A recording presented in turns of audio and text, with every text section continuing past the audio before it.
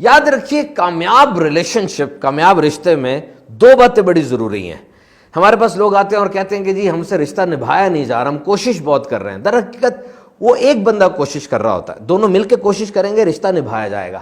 اب یہ دو باتیں یاد رکھنی ہیں آپ نے۔ نمبر 1، دیر از نو کمپٹیشن، کوئی مقابلہ نہیں ہے، شوہر میں اور زوجہ میں مقابلہ کوئی نہیں ہے، دونوں ایک دوسرے کے ساتھ کمپٹیشن میں نہیں ہے، کولیبوریشن میں ہے، ایک دوسرے کے پیچھے نہیں بھاگ رہے، ساتھ بھاگ رہے ہیں۔ اور جب ساتھ کوئی بھاگ رہا ہوتا ہے نا، ایک گر جائے دوسرا اس کو اٹھاتا ہے۔ دیکھیں بہت بڑا کنٹریبیوشن آپ کی لائف میں، شی از یور پارٹنر۔ آپ رات کو آتے ہیں سب کچھ بکھیر کے سوتے ہیں، صبح اٹھتے ہیں سب کچھ اپنی جگہ صحیح ملتا ہے آپ کو، صبح اٹھتے ہیں رات کو وہ بھی جاگتی رہی ہے بچے کے لیے اور دیگر معاملات میں، لیکن صبح کچن میں کھڑکڑ ہو رہی ہوتی ہے، ناشتہ تیار ہو رہا ہے۔ سب سے بڑا موٹیویٹر اور سب سے بڑا ٹائم مینجمنٹ کا ماہر تو دیکھا جائے گھر کی یہ خواتین ہیں جو ایک چیز بھی لیٹ نہیں کرتی۔ نمبر 1 ہو گیا no competition, and number 2 nobody is equal, everybody is playing his or her role۔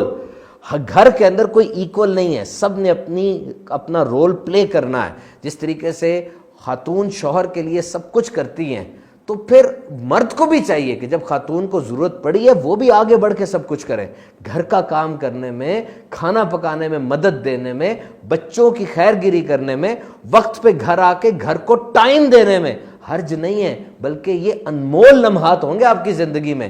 گھر کو ٹائم دیں، اپنے پارٹنر کا بوجھ کم کریں، آگے بڑھ کے ان کے ساتھ کام کریں۔ اور یہاں یہ دو باتیں یاد رکھیے گا۔ نوجوانوں سے پوچھا گیا پیسہ اچھی چیز لگتی ہے کہ وقت، وہ انہوں نے کہا پیسہ۔